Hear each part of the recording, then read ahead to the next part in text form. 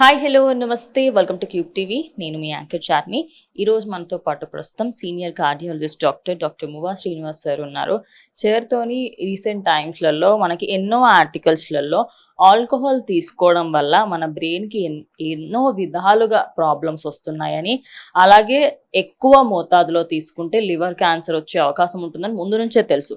కానీ డైలీ తాగే వాళ్ళకి, అలాగే అప్పుడప్పుడు తాగే వాళ్ళకి కూడా పెద్దగా తేడా లేదు అని చెప్పేసి న్యూస్ అయితే వస్తుంది. మరి అందులో ఎంత వాస్తవం ఉంది ఏంటి అనేది డాక్టర్ మాటలో తెలుసుకుందాం. నమస్తే సార్. సార్, అంటే రీసెంట్ టైమ్స్లలో బ్రెయిన్కి కూడా ఎఫెక్ట్ చేస్తుంది ఆల్కహాల్ అని చెప్పేసి వింటున్నాము. ముందు నుంచి మనకి లివర్ క్యాన్సర్ వస్తుంది అనేది తెలుసు, బట్ బ్రెయిన్కి ఎలా ఎఫెక్ట్ అవుతుంది సార్? సో ఆల్కహాల్ బ్రెయిన్కి ఎఫెక్ట్ అయ్యే అంటే శరీరంలో అన్ని ఆర్గాన్స్ని ఎఫెక్ట్ చేస్తుందండి. లివర్ వచ్చేది చివరికి వస్తుంది. ఒక 10 ఏళ్ళు హెవీ ఆల్కహాల్ తీసుకున్న తర్వాత లాస్ట్ లివర్ ఎఫెక్ట్ అవుతుంది.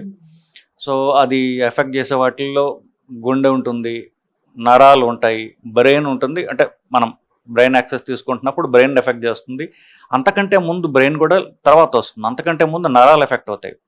చేతికి కాళ్ళకి ఉన్నటువంటి అంటే బ్రెయిన్ నుంచి వచ్చేటువంటి నరాలు ఏవైతే ఉంటాయి అవి ఎఫెక్ట్ అవుతాయి. తర్వాత ఇక పొట్ట ఎఫెక్ట్ అవుతుంది. లివర్ ఎఫెక్ట్ అయిన తర్వాత పొట్టలో అంటే అన్ననాళంలో నరాలు ఉబ్బుతాయి. ఇప్పుడు చూస్తే మీరు పాతకాలంలో సినిమాలు చూపించేవాళ్ళు వాడు రక్తం కప్పుకొని చనిపోతున్నారు. అవి ఎందువల్లంటే లివర్ చెడిపోవటం వల్ల అప్పుడు ఈ అన్ననాళంలో ఉన్నటువంటి లోపల ఉన్నటువంటి రక్తనాళాలు ఉబ్బి దాంట్లోంచి స్పాంటేనియస్ రక్తం వస్తూ ఉంటుంది అన్నమాట. సో ఈ బేసికలీ లివర్ యాక్సెస్ని ఎక్కువ డ్యామేజ్ చేస్తుంది. కానీ అంతకంటే ముందు డైరెక్ట్గా పొట్టనే కనుక డ్యామేజ్ పొట్టలో పుండులాగా వచ్చి దాంట్లోంచి రక్తం పోవడం స్టార్ట్ అవుతుంది. సో మెయిన్గా అది అన్ననాళాన్ని లివర్ని ప్రధానంగా ఎఫెక్ట్ చేస్తుంది. ముందు పొట్ట, లేట్గా లివరు, అదే కాకుండా బ్రెయిన్, నరాలు, హార్ట్. అలాగే నిజం చెప్పాలంటే ఆల్కహాల్ వల్ల దెబ్బ తినని అవయవం అంటూ ఉండదు. ఇంక్లూడింగ్ రక్తం హిమోగ్లోబిన్ ఉంటుంది, రక్తంలో ఎర్ర పిగ్మెంట్, అది కూడా తగ్గిస్తుంది. అంటే అది డ్యామేజ్ అయినటువంటి సిస్టమ్ అంటూ వేరే ఏముండదు, అన్నిటినీ డ్యామేజ్ చేస్తుంది బేసికలీ. బట్ లివర్ చివరికి ఎఫెక్ట్ అవుతుంది. ఈ లోపుగా దాని ముందు ఆల్మోస్ట్ అన్ని ఆర్గాన్స్ని అది దెబ్బతీస్తుంది. సో డాక్టర్, ఇప్పుడు అంటే మీరు అన్నట్టు మూవీస్లలో మనకైతే చూపిస్తూ ఉంటారు లైక్ రక్తం కక్కుకొని చనిపోయినట్టు. కానీ ఇప్పుడు ఒక ట్రెండ్ నడిచింది సార్, ఒక 5 years బ్యాక్ అనుకోవచ్చు. నేను సోషల్ డ్రింకింగ్ చేస్తాను అంటే ఒక ఫ్రైడేస్ నైట్స్ లేదా సాటర్డే నైట్స్ అని చెప్పేసి, week days, end of the weeks ఆ రోజే తాగుతాము అని చెప్పేసి అన్నారు. అసలు డైలీ తీసుకునే వాళ్ళు కూడా చాలా మంది ఉంటారు. ఒకటే పెగ్ డాక్టర్ అని చెప్తారు, మీరు కూడా వినే ఉంటారు. సో అసలు 1 పెగ్ తీసుకోవడం కానీ, సోషల్ డ్రింకింగ్ కానీ, ఇందులో అసలు తాగడం బెటరే అంటారా అసలు?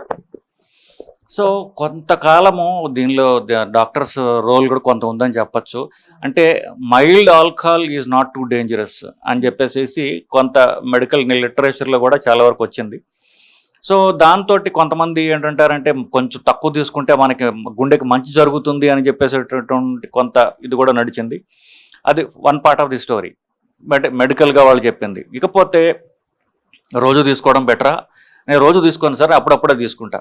అప్పుడప్పుడు తీసుకునే వాళ్ళలో ఇంకో రకం ఉంటారు. అప్పుడప్పుడు లిమిట్గా తీసుకునే వాళ్ళు, అప్పుడు మొదలు పెడితే 2-3 రోజులు బాటిల్ దింపకుండా తగ్గేవాళ్ళు. దాన్ని బింజ్ డ్రింకింగ్ అంటారు. సో మామూలుగా రోజు లిమిటెడ్గా తీసుకునే వాళ్ళకంటే అప్పుడప్పుడు హెవీగా తీసుకునే వాళ్ళకి డ్యామేజ్ ఎక్కువ ఉంటుంది. వాళ్ళకి ఇప్పుడు ఆల్కహాల్ తాగితే బీపీ పెరుగుతుంది. ఆ బీపీ ఈ 2-3 రోజులు ఎక్కువ తీసుకునే వాళ్ళల్లో ఆ బీపీ తగ్గకుండా ఎక్కువ కాలం నిలుస్తుంది. మేబీ ఒక 1 రోజులు ఉండొచ్చు. సో ఆ బీపీ ఎక్కువ అవడం వల్ల వాళ్ళకి ప్రాబ్లమ్స్ రావచ్చు. సో అప్పుడప్పుడు తీసుకుంటే తక్కువ డ్యామేజ్ అవుతుంది అనుకోవటం నిజానికి అది అమాయకత్వం బేసికలీ. సో నేను తక్కువ మోతాదులో రోజు ఒక పెగ్గా తీసుకుంటా. విషం ఉందండి, మీరు రోజు కొంచెం విషం తీసుకుంటారు, లేకపోతే ఒకేసారి పెద్ద సీసా మింగుతారు. ఏది మీకు లెస్ సేఫ్ అంటే విషమే కదా. ఎప్పుడైనా మేము శరీరానికి హాని చేస్తుంది, తప్పదు. కాకపోతే అది ఇప్పుడే చేస్తుందా తర్వాత చేస్తుందా అని. ఆల్కహాల్ వల్ల ఇప్పుడు లేటెస్ట్గా లాస్ట్ 1 yearలో ఇన్ఫ్యాక్ట్ మీరు ఎన్హెచ్ఎస్ అంటే ఇంగ్లాండ్ యొక్క హెల్త్ స్కీమ్, అది ఇప్పుడు మన ఆరోగ్యశ్రీ ఎట్లా ఉందో వాళ్ళ గవర్నమెంట్ స్కీమ్ అది. దాంట్లో మీరు చూసినట్లయితే no amount of alcohol is safe for the body. ఇంకా ఆల్కహాల్లో క్యాన్సర్ వస్తుందని కూడా ఎన్హెచ్ఎస్ వెబ్సైట్లో పెట్టారు. సో ఆల్కహాల్ తక్కువ ఎక్కువ కాదు, ఎంత ఆల్కహాల్ తీసుకున్నా శరీరానికి హాని అని చెప్పేసి వాళ్ళు ఇప్పుడు కొత్తగా చెప్తున్నారు. సో ఆల్కహాల్ తీసుకుంటే గుండె జబ్బులు తగ్గుతాయి, ఇవన్నీ కూడా పాత కాన్సెప్ట్స్ అండి. అవి సత్య దూరాలు మాత్రమే. డాక్టర్, ఇంకోటి అంటే ఇది మేబీ మీకు కూడా నవ్వు రావచ్చు సార్. మేము సమ్మర్స్లలో బియర్ తాగుతాం సార్ ఎక్కువ, బికాస్ చల్లగా ఉంటుంది కాబట్టి.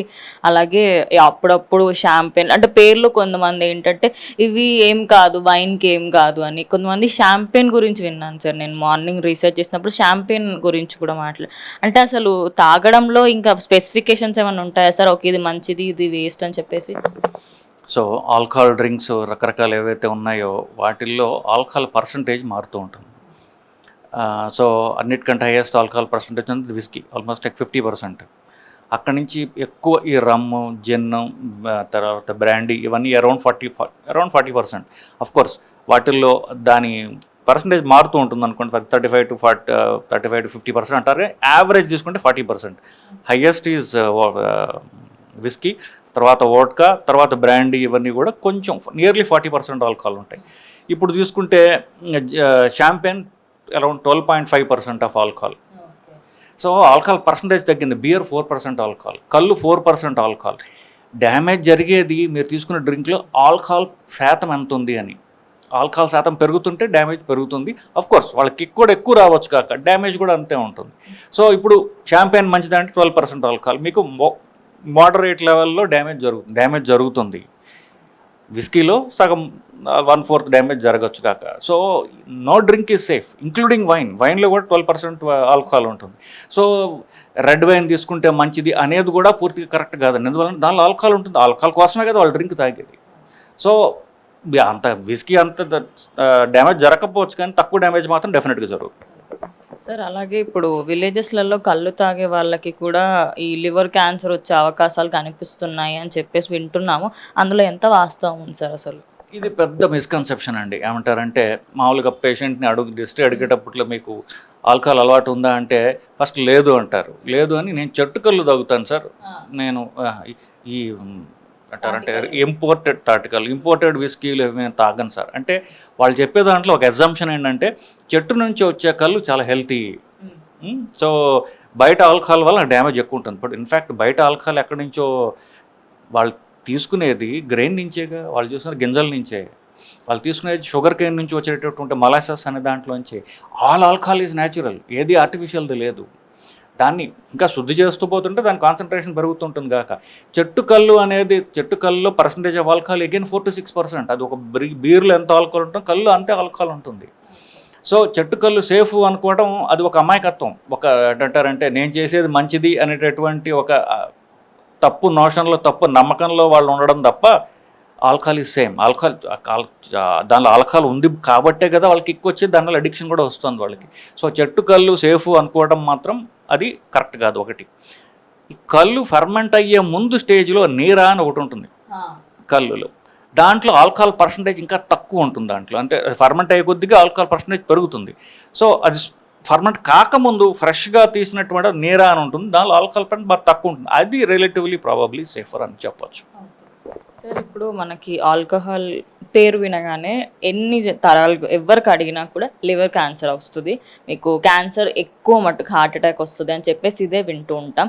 అంటే మెయిన్ కారణం ఇవేనా? ఎందుకంటే ఈ మధ్య ఆడవాళ్ళల్లో కూడా ఆల్కహాల్ తాగడం ఎక్కువ చేస్తున్నారు.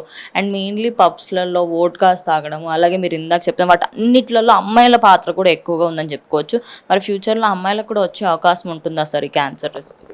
ఒకటండి, దేశంలో ఆల్కహాల్ కన్జంప్షన్ గురించి సర్వే చేసినప్పుడు అరుణాచల్ ప్రదేశ్ దేశంలో అన్నిటికంటే ఎక్కువ alcohol consumption, second highest alcohol consumption Telangana, ఆడ మగ అంతా కలిపి. సో దేశంలోనే నెంబర్ 2 ర్యాంక్లో ఉన్నాం. ఇప్పుడు ఆల్కహాల్ తీసుకున్న తర్వాత ఆల్కహాల్ శుద్ధి చేసేది ఫస్ట్ పొట్టలోకి వస్తుంది, దాని తర్వాత అది అబ్జార్బ్ అవుతుంది, శుద్ధి చేసేది ఫైనల్గా లివర్. అందువల్ల లివర్ డ్యామేజ్ అవుతుంది. లివర్ క్యాన్సర్ కాదు, లివర్ క్యాన్సర్ అఫ్కోర్స్ రావచ్చు, లాస్ట్కి రావచ్చు. దాని ముందు లివర్ డ్యామేజ్ అయ్యి లివరు సబ్స్టెన్స్ తగ్గిపోయి లివర్ అంతా ఫైబ్రోసిస్ పీచ్ లాగా అయిపోతుంది అన్నమాట. సో లివర్ పనిచేయడం పోతుంది. Liver is replaced by peach లాంటి సబ్స్టెన్స్ అని సిరోసిస్ ఆఫ్ లివర్ అంటారు. దాని వలన పేగుల్లో రక్తనాళాల్లో ప్రెషర్ పెరిగిపోయి రక్తం పోతూ ఉంటుంది. తర్వాత పొట్టలో నీరు వచ్చేసి పొట్ట అంతా ఉబ్బుతుంది. కొంతమందిలో లివర్ క్యాన్సర్ లేట్గా రావచ్చు. సో లివరు శుద్ధి చేస్తుంది ఆల్కహాల్ని అని చెప్పుకున్నాం. ఆడవాళ్ళు మగవాళ్ళ కంటే చిన్న శరీరంగా ఉంటుంది వాళ్ళకి. సో వాళ్ళ ఆర్గాన్స్ అన్నీ కూడా చిన్న సైజులో ఉంటాయి. సో వాళ్ళలో తక్కువ అమౌంట్ ఆఫ్ ఆల్కహాల్కే వాళ్ళకి రక్తంలో పెరిగిపోయి బ్రెయిన్లోకి వెళ్ళిపోతుంది వాళ్ళకి. సో వాళ్ళకి కిక్ ఎర్లీగా వస్తుంది. సో వాళ్ళకి కిక్ ఎర్లీగా వస్తుంది. వాళ్ళ శరీరం చిన్నది కాబట్టి వాళ్ళ డ్యామేజ్ కూడా ఎక్కువ ఉంటుంది వాళ్ళకి. ఇప్పుడు సిగరెట్ వల్ల కానివ్వండి, ఆల్కహాల్ వల్ల కానివ్వండి, ఏ డ్యామేజ్ అయితే అనుకుంటున్నా అవన్నీ మగవాళ్ళ కంటే ఆడవాళ్ళు ఎక్కువ ఉంటుంది బేసికలీ. తెలంగాణలో కొంతవరకు ఏంటంటే యాజ్ ఎ కల్చరల్, అది మనం ఇండివిజువల్ చెప్పలేము కానీ అది ఫ్యామిలీస్ కల్చర్ లాగా వస్తుంది. చిన్నపిల్లలు పెరిగేటప్పుడు వాళ్ళకి ఏంటంటే ఇప్పుడు నాన్న సిగరెట్ తాగుతున్నాడు, లేకపోతే నాన్న ఆల్కహాల్ తాగుతాడు, ఇంట్లో అందరూ ఆల్కహాల్ తాగుతారు, అది ఒక యాక్సెప్టెడ్ ఇదైపోతుంది వాళ్ళకి. పండగలకి తాగుతారు, దీని తప్పే ఉంది అన్నంటే అలాగా పెరుగుతారు వాళ్ళు. సో కామన్ సార్ తెలంగాణలో అప్పుడు ఆల్కహాల్ తాగడం వెరీ కామన్. అది పండుగ పాపం ఏదైనా సరే ఇంటికి అల్లుడు వచ్చాడు ఆల్కహాల్ ఇద్దాం, ఇదేంటంటే ఒక కల్చర్లో అయిపోయింది కాబట్టి ఇది తప్పు కాదు అనేటటువంటి ఒకటి మనసులో అలా పెరిగింది వాళ్ళకి. సో దానివల్ల గట్టిగా చెప్పిన వాళ్ళకి డాక్టర్ని వాళ్ళ మాటలు విన్నా వాళ్ళు వదిలించుకోవడం కష్టం, అందుకు పార్ట్ ఆఫ్ దేర్ కల్చర్ కాబట్టి బేసికలీ.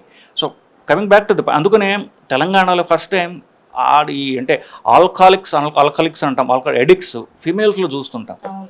అది మిగతా పార్ట్స్ ఆఫ్ ది కంట్రీలో చూడం. తెలంగాణలో మాత్రం ఆడవాళ్ళు ఆల్కహాల్ ఎడిక్ట్ అయిపోవడం, ఆడవాళ్ళకి లివర్ డ్యామేజ్ జరగడం, ఇవన్నీ కూడా ఎక్కువగా చూస్తుంటామండి. సార్ ఇప్పుడు అంటే ఎలాగో మనము ఈ చాలాసార్లు ముందు ఎన్నో వీడియోస్లలో కూడా చెప్పుకున్నాము, ఆల్కహాల్ని తగ్గించుకోవడానికి ఎన్నో అంటే టాబ్లెట్స్ కానివ్వండి, చూయింగ్ గమ్స్ కానివ్వండి వస్తున్నాయని చెప్పేసి మార్కెట్లో. అంటే ఇప్పుడు ఎవరైతే అంటే 18 years వాళ్ళు ఇప్పుడు ఈ మధ్య పిల్లలు తాగడం కూడా స్టార్ట్ చేసిన వాళ్ళు, లేదా మానేయాలి అనుకునే వాళ్ళకి ఎలాంటి ఏమైనా టాబ్లెట్స్ కానీ ఏమైనా ఉంటాయా sir chewing? First alcohol problem అనే దానికి ఒక డెఫినేషన్ ఉందండి. అంటే ఆల్కహాల్ వల్ల మీ జీవితంలో ప్రాబ్లమ్స్ వస్తున్నాయా, అంటే ఆల్కహాల్ వల్ల మీకు మీ జీవితంలో మీరు రొటీన్గా చేసే వాటిని దెబ్బతింటున్నారు, లేకపోతే ప్రతిరోజు ఆల్కహాల్ తీసుకోవాలి అనేటటువంటి అర్జోస్ ఉంటుంది మీకు, లేకపోతే మీకు వర్క్లో ప్రాబ్లమ్స్ వస్తున్నాయి, మీకు జాబ్లో ప్రాబ్లమ్స్ వస్తున్నాయి, మీ ఫ్యామిలీలో ప్రాబ్లమ్స్ వస్తున్నాయి అనుకుంటే ఆల్కహాల్ ప్రాబ్లం అంటాం దాన్ని. వీళ్ళు అంటే డిపెండెన్సీకి ముందు స్టేజ్ అనమాట. వీళ్ళకి ఫస్ట్ అంటే మన ఆల్కహాల్ ఆపకపోతే వాళ్ళకి మొత్తం జీవితం అంతా ఆల్కహాల్ మయంగా తయారవ్వబోతోంది అనేటటువంటి వార్నింగ్స్ ఇస్తుంది ముందది. సో వాళ్ళు ఫస్ట్ ఆల్కహాల్ ఆపి చూడాలి ఒకరోజు బాడీ ఎలా రియాక్ట్ అవుతుంది అని చెప్పేసి. సో ఒక్కొక్క బాడీ ఆల్కహాల్ ప్రాసెస్ చేసే విధానం ఆ లివర్ బట్టి ఉంటుంది, లివర్లో ఎంజైమ్స్ బట్టి ఉంటుంది. ఒక్కొక్కరికి డిఫరెంట్, కొంతమంది ఎక్కువ తాగితే వాళ్ళు తాగగలరు, కొంతమంది ఎక్కువ తాగలేరు. సో ఫస్ట్ ఆపి చూసి వాళ్ళలో కనుక ఈ విడ్రాయల్ సిమ్టమ్స్ వస్తున్నాయి, అంటే ఇరిటేషన్ వచ్చేస్తుంది, కోపం వస్తుంది, ఆల్కహాల్ తాగాలనేటువంటి తీవ్రకాంక్ష వస్తుంది, చేతులు వణుకుతున్నాయి, యాంగ్జైటీ లాగా వస్తుంది, కోపం వస్తుంది, అని తిడుతున్నారు, ఇవన్నీ ఏంటంటే ఆల్కహాల్ విడ్రాయల్ సిమ్టమ్స్ అనమాట. వాళ్ళు ఇనీషియల్గా భరించగలిగితే ఆపేయడం మంచిది. లేదు వాళ్ళకి ఈ రియాక్షన్ ఏదైతే ఉందో అవి తీవ్రంగా ఉన్నాయి అనుకుంటే మెడికల్ హెల్ప్ తీసుకోవాలి. ఇప్పుడు ఈ సైకాట్రిస్టుల్లో కొంతమంది ఈ డీ అడిక్షన్ ప్రోగ్రామ్స్ ఉన్నాయి, సిగరెట్ కానివ్వండి, ఆల్కహాల్ కానివ్వండి, డ్రగ్స్ కానివ్వండి, ఇట్లా ఒక డీ అడిక్షన్ ప్రోగ్రాంలో కనుక వాళ్ళు ఎన్రోల్ అయితే అప్పుడు అది మెల్లమెల్లగా తగ్గించుకోవడం ఎట్లా అనేది నేర్పుతారు వాళ్ళకి. సో ఈ మనకి విడ్రాల్ సిమ్టమ్స్ వస్తుంది, అటు కోపప్ ఎలా చేయాలి. ఇన్ఫ్యాక్ట్ ఏ ఆల్కహాలిక్స్ అనానిమస్ అని చెప్పేసి international organisation, they do fantastic job. So అది ఇండియాలో కూడా ఉంది, వాళ్ళు ఎన్రోల్ కావచ్చు, లేదా లోకల్గా ఉన్నటువంటి బీ టౌన్స్లో కూడా ఉన్నారు. సైకాట్రిస్ట్కి వాళ్ళ దగ్గరికి వెళ్ళి వాళ్ళ హెల్ప్ తీసుకున్నట్లయితే డీ అడిక్షన్ మెల్లమెల్లగా ఎట్లా చేయాలి అని వాళ్ళని గైడ్ చేస్తారు. కొన్నిసార్లు హాస్పిటల్ అడ్మిట్ చేస్తారు, చేసి వాళ్ళని అంటే ఎట్లాగా సైంటిఫిక్గా వాళ్ళను ఎట్లా దీన్ని హ్యాండిల్ చేయాలి అనేటటువంటి ట్రైన్ చేస్తారు. అలా చేయడం బెటర్, కానీ సడన్గా ఆపేయడం, మళ్ళీ మొదలు పెట్టడం, ఆపేయడం, దీనివల్ల పేషెంట్కి ఎక్కువ ఉపయోగం ఉండదు. సార్ ఫైనల్గా మనం చూసుకుంటే ఇప్పుడు అంటే చాలామందికి ఏంటంటే స్ట్రెస్, డిప్రెషన్ అన్నిటికీ మెయిన్ రీజన్ అవుతుంది అని చెప్పేసి ప్రతి డాక్టర్ స్ట్రెస్ అవ్వకండి, డిప్రెషన్లోకి వెళ్ళడానికి అన్నీ చెప్తున్నారు డాక్టర్స్. అంటే మెయిన్ ఇప్పుడు హార్ట్కి సంబంధించిన ప్రాబ్లమ్స్ చూసుకున్నా, ఎవరైనా ఆల్కహాల్ ఎక్కువ కన్జ్యూమ్ చేస్తున్నట్టే ఏమైందిరా అంటే నేను స్ట్రెస్లో ఉన్నా, నాకు ఈ బాధ ఉంది కాబట్టే తీసుకుంటున్నా, మళ్ళీ అది మీరు ఇందాక అన్నట్టు కొద్ది రోజులు బంద్ చేయడము, మళ్ళీ స్టార్ట్ చేయడము, అమ్మాయి వదిలేసింది, బ్రేకప్స్ అవ్వగానే ఇప్పుడు టీనేజ్ పిల్లలు, అడల్ట్స్ కాకన్నా ముందే మైనర్స్ కూడా తాగుతున్నారు, అవన్నీ చూస్తున్నాం. సార్ అసలు ఈ డిప్రెషన్ వల్ల ఎందుకు ఇంతగానం ఎక్కువ అవుతున్నాయి సార్ కేసెస్? స్ట్రెస్ లేని జీవి సృష్టిలో లేదండి. సో స్ట్రెస్ హ్యాండ్లింగే మీ ఎఫిషియన్సీ. ఇప్పుడు మీరు తక్కువ స్ట్రెస్ హ్యాండిల్ చేస్తే మీ ఉద్యోగంలో మీకు ఆ లెవెల్లో ఉంటారు. మీరు ఎక్కువ స్ట్రెస్ హ్యాండిల్ చేయగలిగితే మీకు ఎక్కువ పని చెప్పబడుతుంది. సో మీ ఉద్యోగంలో మీ హోదా పెరుగుతుంది, మీ డబ్బులు పెరుగుతాయి. ఇప్పుడు ఒక కంపెనీ సీఈఓ ఉన్నాడు అనుకోండి, కొన్ని వందల వేల మందిని హ్యాండిల్ చేస్తాడు. అతనికి స్ట్రెస్ తక్కువ ఉండదుగా. అతను 24 అవర్స్ కంటిన్యూస్ సివియర్ స్ట్రెస్ ఉంటుంది అతనికి, కానీ అతను సీఈఓ అయ్యాడు. సో ఇంకా పెద్ద కంపెనీకి అంటే మీరు ఇక్కడ నుంచి హైదరాబాద్ రావాలి, హైదరాబాద్ నుంచి మీరు బాంబే వెళ్ళాలి, బాంబే నుంచి ఢిల్లీ వెళ్ళాలంటే దేశం మొత్తం మీద ఉన్నటువంటి మీ ఎంప్లాయీ కొన్ని లక్షల మంది ఎంప్లాయీస్ స్ట్రెస్ మీరు హ్యాండిల్ చేసే కెపాసిటీ ఉంటే మీరు ఆ పొజిషన్లోకి వెళ్తారు. స్ట్రెస్ హ్యాండ్లింగే లైఫ్ స్కిల్. మీరు ఎంత స్ట్రెస్ మీరు కోపప్ చేయగలిగితే అంత ఎఫిషియెంట్ మీరు బేసికలీ. అసలు ఇప్పుడు చిన్న ప్రాబ్లంకే నేను పారిపోతా, నేను చేయలేను అనుకునే వాళ్ళకి అలాగే ఉంటారు basically. First stress is universal, stress coping is life skill. అది ఎవడు చేయగలడో వాడు అంత పైకి దూసుకు వెళ్తాడు, వయసుతో సంబంధం లేదు. So number 2. నెంబర్ 3, స్ట్రెస్ కోపింగ్కి నేను ఆల్కహాల్ తాగుతాను అనుకోవటం అనేది అది ఒక సాకు మాత్రమే. స్ట్రెస్ లేని అందరూ ఆల్కహాల్ తాగట్లేదుగా. కాదు, మన హైదరాబాద్ కొందరు అనుకుంటున్నాం, అసలు మీరు మిగతా స్టేట్స్కి వెళ్తే అసలు ఎవడు తాగడు. స్ట్రెస్ కోపింగ్కి ఆల్కహాల్ కాదు, రకరకాల పద్ధతుల్లో ఎక్సర్సైజ్ ఉంది. మీరు ఎక్సర్సైజ్ చేసినట్లయితే మీ స్ట్రెస్ తగ్గుతుంది, మీకు హెల్తీ కూడా బేసికలీ. సో ఇంకా రకరకాల పద్ధతులు ఉన్నాయి బేసికలీ. మీరు మీ హాబీస్లో మీరు తీసుకోవచ్చు, మీరు ఏ హాబీస్ అయినా కావచ్చు. సో స్ట్రెస్ కోపింగ్కి నేను ఆల్కహాల్ తాగటం అని అనుకోవటం అనేది సాకు మాత్రమే. అంటే తాగడానికి ఒక సాకు నేను స్ట్రెస్ అని చాలామంది చెప్తారు. ఇప్పుడు వచ్చి నేను కష్టపడి పని చేసేవాడిని అండి, నేను ఒక ఫిజికల్ వర్క్ చేస్తాను. ఫిజికల్ వర్క్ మెంటల్ వర్క్ అంటే ఈజీ అండి. స్ట్రెస్ ఎప్పుడు మెంటల్ స్ట్రెస్, ఫిజికల్ స్ట్రెస్ ఎవరికి ఉండదు. Physical stress is easy to handle. మరి పని చేస్తావు, పని చేయడానికి కాసేపు ఆఫ్ కోర్స్ పెయిన్స్ వస్తే కాసేపు తగ్గిపోతుంది. మెంటల్ స్ట్రెస్ తగ్గదుగా. మెంటల్ స్ట్రెస్ అనేది కంటిన్యూస్ సివియర్ స్ట్రెస్. పడుకున్నా లేచిన నిద్రపోయినా కూడా ఈ స్ట్రెస్, ఫ్యామిలీ స్ట్రెస్ కావచ్చు, జాబ్ స్ట్రెస్ కావచ్చు, ఇవి పోని స్ట్రెస్లు. Mental stress is more difficult to handle. Exactly, సాకు. నేను స్ట్రెస్ వల్ల నేను తాగుతున్నాను అనుకోవడం ఇటు కావచ్చు. Breakup is silly thing. ఏంటి ఇది కాదు, ఈ రిలేషన్ కాదు ఇంకొక రిలేషన్ వస్తుంది, ఇంకో రిలేషన్ కాదు. ఈరోజు పెళ్లి చేసుకున్న తర్వాతనే వదిలేస్తున్నారు కదా. సో ఇవన్నీ సాకులు మాత్రమే. ఇప్పుడు సాక్ అంటే ఏమిటి? You're avoiding the problem. మీరు తాగినంత తర్వాత ప్రాబ్లం పోదుగా, స్ట్రెస్ పోదుగా. You have to come back to your life. Better deal with it intelligently. లేకపోతే మీ ప్రాబ్లం మీరు డీల్ చేసుకోవాలి తప్ప, తప్పించుకుపోతే ఆ ప్రాబ్లం ఏమైనా ఫాలో చేస్తుంది తప్ప you cannot really solve the problem. You're only avoiding the problem. First ఇది తెలుసు, అందరికీ తెలుసు, నేను చెప్పక్కల్లా. అది సాక్ కోసం చెప్తారంతే. సో నేను ఏదో ప్రాబ్లం వల్ల తాగుతున్నాను, నేను కష్టపడుతున్న వల్ల తాగుతున్నాను, లేకపోతే మా ఇంట్లో ఎవరు చచ్చిపోయారు దానివల్ల తాగుతున్నా, మళ్ళీ మా అబ్బాయి బర్త్డే ఉంది కాబట్టి తాగుతున్నా, ఇవన్నీ సాకులు మాత్రమే. So you accept it that you are alcohol dependent. సాక్ కోసం వెతుక్కుంటున్నారు. That is first point in the solving the issue. తర్వాత నేను ఎందుకు తాగుతున్నాను, నేను తాగితే నాకు హెల్త్ ఇష్యూస్ వస్తాయి కాబట్టి అని చెప్పేసి they have to accept the problem and solve the problem. So చూసారు కదా, మరి ఆల్కహాలిక్స్ ఎవరైతే ఎక్కువ మట్టుకి తాగుతూ ఉంటారో స్ట్రెస్, డిప్రెషన్, అలాగే వేరే ఇతర సమస్యలు ఏవున్నా సరే ఆల్కహాల్ మీద ఆధారపడే వాళ్ళు చాలామంది ఉన్నారు. కానీ దాన్ని తగ్గించుకుంటే మన హార్ట్ అయినా, లివర్ అయినా, బ్రెయిన్ అయినా, మన బాడీ మొత్తంలో ఉండే ప్రతి అవయవం హెల్తీగానే ఉంటుంది. సో ఈ వీడియో చూసిన తర్వాత అయినా అట్లీస్ట్ 1% పీపుల్ అయినా మారుతారని ఆశిస్తున్నాము. సో చూసారు కదా, ఇది వాళ్ళటి వీడియో. ఇంకో వీడియోతో మళ్ళీ కలుస్తాం. అంతవరకు చూస్తూ ఉండండి క్యూబ్ టీవీ. ఇప్పుడు ఆపరేషన్ లేకుండానే మోకాళ్లకు ప్లాస్మా ట్రీట్మెంట్. మీ ఆర్థోపెడిక్ సమస్యలన్నిటికీ రోబోటిక్ టెక్నాలజీ ద్వారా తక్కువ ఖర్చుతో శాశ్వత పరిష్కారం. Free consultation. ప్రతి ట్రీట్మెంట్ పై 20% డిస్కౌంట్. ఈ ఆఫర్ కొద్ది రోజులు మాత్రమే. త్వరపడండి. V9 hospitals 9281465842.